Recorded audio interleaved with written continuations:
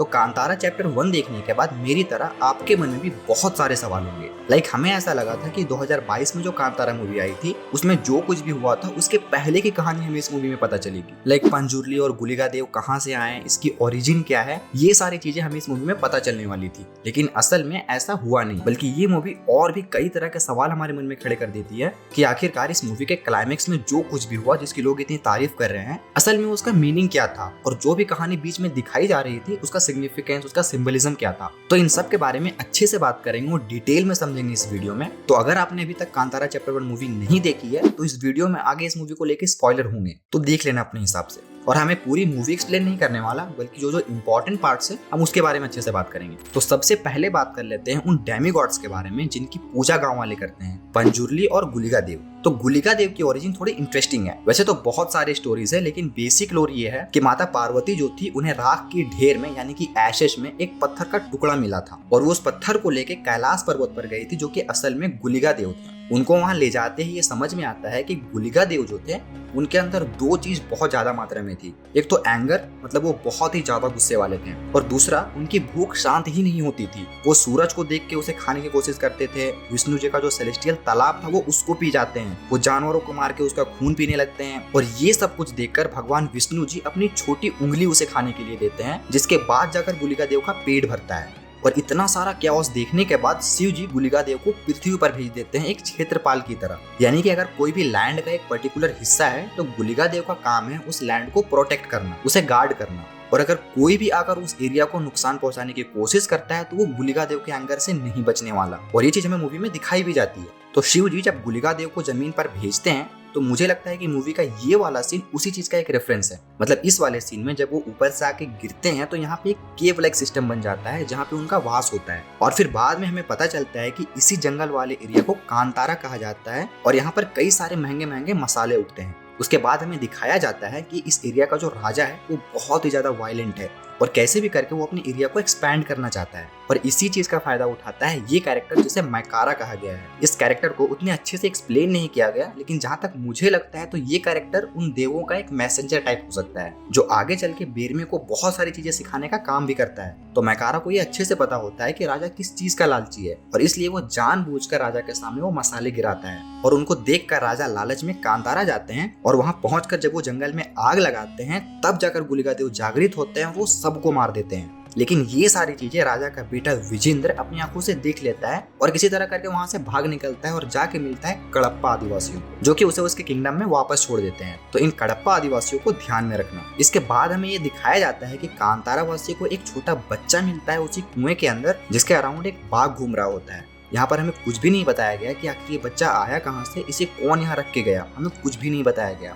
लेकिन कांतारा के जो लोग थे वो उसे नाम देते हैं बेरमे और पाल पोस कर बड़ा करते हैं। और इसी मोन्टाज में हमें ये भी दिखाया जाता है कि जो मैकारा थे वो बेरमे को थोड़ी बहुत गाइडेंस भी प्रोवाइड करते हैं। तो मूवी हमें ये एक्सप्लेन करती है कि बेरमे जो है वो चोजन वन है, यानी कि देवों ने उसे खुद चूज किया है फॉर अ पर्पस। अब वो पर्पस क्या है हमें ये नहीं बताया गया, सिर्फ ये बताया गया कि जब अधर्म बढ़ता है तो देव खुद किसी को चुनते हैं उसका सामना करने के लिए। इसके बाद मूवी की कहानी नॉर्मल पेस में चलती है, हमें बहुत सारी चीजें दिखाई जाती है। सबसे पहले ये कैरेक्टर कुलशेखर, जिसे हम मेन विलेन समझ रहे थे, लेकिन मूवी में ना इसे बहुत ही यूजलेस किंग की तरह दिखाया गया है। लेकिन ये सारी चीजें उतनी इंपॉर्टेंट नहीं है। जिस सीन में इसकी मौत होती है वो सीन काफी इंपॉर्टेंट है, क्योंकि उस सीन में हम पहली बार बेरमे के अंदर गुलिका देव को आते हुए देखते हैं। और ये सीन ना काफी ज्यादा इंपॉर्टेंट है। अगर आपने नोटिस किया होगा तो यहाँ पर हम गुलिका देवा के अलग अलग फेसेस को देखते हैं। जैसे सबसे पहले रुद्र गुलिका जो दिखाए गए हैं वो फियर कहे जाते हैं, पनिशमेंट डिलीवर करने वाले, यानी कि जहाँ पर भी अन्याय होगा, इनजस्टिस होगा, वहां पर आकर के ये इंसाफ करेंगे। तो ये थे रुद्र गुलिका। उसके बाद दिखाया गया था राहु गुलिका। तो राहु गुलिका को ना बहुत ही ज्यादा वायलेंट फेस माना जाता है, यानी कि ये बहुत ही ज्यादा डिस्ट्रक्टिव है। फिर आते हैं तंत्र गुलिका, जो कि फायर और मिस्टिसिज्म इन सारी चीजों से कनेक्टेड है।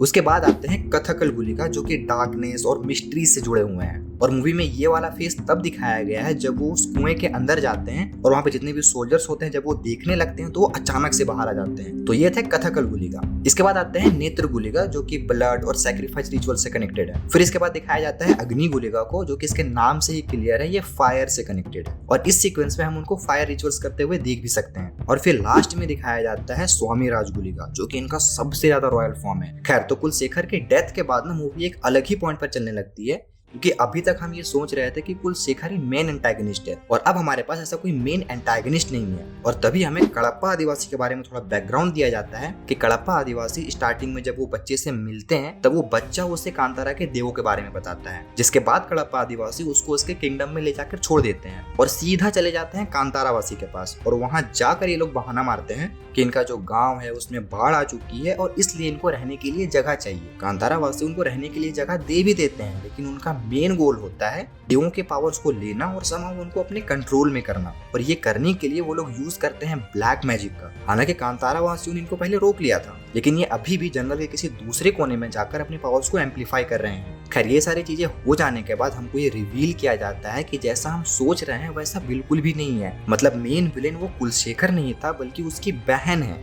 मूवी की स्टार्टिंग में उनको दिखाया जाता है कि राजा विजेंद्र जो है उनको 2 बच्चे होते हैं। पहला तो कुलशेखर था, दूसरी उसकी बेटी होती है जो पैदा होती है उतनी एक्टिव नहीं होती, जिस वजह से राजा विजेंद्र जो है वो अपनी बेटी को कडप्पा आदिवासी को दे देते हैं, जो उसको अपना खुद का दूध पिलाती है। और इसी वजह से उसके अंदर भी थोड़ी सी नेगेटिव एनर्जी आ जाती है और वो काला जादू वगैरह भी करना जानती है। और उसी काला जादू का इस्तेमाल करके वो एंड में अपने पिताजी राजा विजेंद्र के अंदर अपने दादाजी की आत्मा ले आती है। और ये सारी चीजें बेरमे को एक विजन में देखता है, क्योंकि वो चोजन वन है। और ये सारी चीजें बेरमे मैकारा को जाकर बताता है, तो मैकारा बेरमे को कहता है कि तुम फिर से उस कुएं में जाओ जहां तुम मिले थे और वहां पर जाकर अपनी शक्ति हासिल करो। जिसके बाद बेरमे उस कुएं में चला जाता है और वहाँ जो मॉन्स्टर दिखाया गया है जो कि बेरमे पर अटैक करता है वो असल में नंदी जी थे, जो कि असल में शिव जी को प्रोटेक्ट करने की कोशिश कर रहे थे। और यहीं पर बेरमे को शिव जी का आशीर्वाद भी मिलता है जब वो शिव जी का त्रिशूल पकड़ता है, जिसके बाद बेरमे के अंदर काफी शक्ति आ जाती है। और फिर हमें दिखाया जाता है वो फाइनल वॉर बैटल वाला सीन। और यहाँ पर भी ना एक बहुत ही इंटरेस्टिंग सी चीज होती है, जब बेरमे उस राजा को मारने जाता है तो उसकी बेटी उसके सामने आ जाती है और वो कहती है कि तुम नारी पर हाथ नहीं उठा सकते।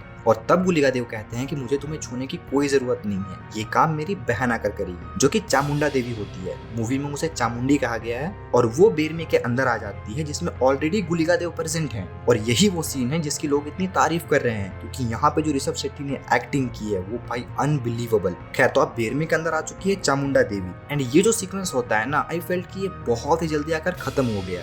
एंड इट मेक सेंस, क्योंकि अगर इसे दूसरे तरीके से भी सोचकर देखा जाए तो एक देव के सामने मॉर्टल ह्यूमन बींग्स क्या ही उखाड़ लेंगे, चाहे वो कितने भी ज्यादा पावरफुल क्यों ना हो जाएं। और इसीलिए इस फाइट को ज्यादा देर तक दिखाना did not make any sense. और फिर हमें ये दिखाया जाता है कि जो बेरमे है वो अपने मेंटल को पास ऑन कर चुका है किसी और के ऊपर, जिसके बाद वो खुद भी उस देवों के कुएं में चला जाता है और ये प्रथा चलती आ रही है। और फिर जब एंड में कहानी प्रेजेंट टाइम में आती है तो ये सवाल खड़ा हो जाता है कि जब यहाँ पर कुआं था तो अब ये जगह भर कैसे गई। तो उस पर हमें ये बताया जाता है कि ये एक और दंत कथा है जो कि कांतारा चैप्टर 2 होगा, यानी कि इस फ्रेंचाइज की जो 3rd मूवी होगी कांतारा चैप्टर 2, उसमें हमें ये सारी चीजें दिखाई जाएंगी। खैर ये मूवी देखने में मजेदार तो थी, लेकिन इसमें और भी चीजें हैं जो हमें बताया नहीं गया, जैसे कि बेरमे कहाँ से आया। हमें सिर्फ इतना दिखाया गया था कि वो उस कुएं में मिला था, उसको कौन छोड़ के गया था, उसको किसने पैदा किया, वो कहाँ से आया, हमें कुछ भी नहीं बताया गया। तो इसकी जो 3rd मूवी आएगी कांतारा चैप्टर 2 में भी हमें उसमें इसकी कहानी बता दी जाएगी। और अगर आपके मन में अगर कोई थ्योरी है तो वो कमेंट्स में जरूर बताना, और अगर कोई सवाल है तो वो भी आप कमेंट्स में पूछ सकते हो। और ये मूवी मुझे कैसी लगी थी इस पे भी मैंने एक वीडियो बना रखा है, आप यहाँ पे क्लिक करके वीडियो देख सकते हो। So that's it for this video. अगर वीडियो अच्छी लगी हो तो लाइक जरूर कर देना। मैं मिलता हूँ आपसे नेक्स्ट वीडियो में।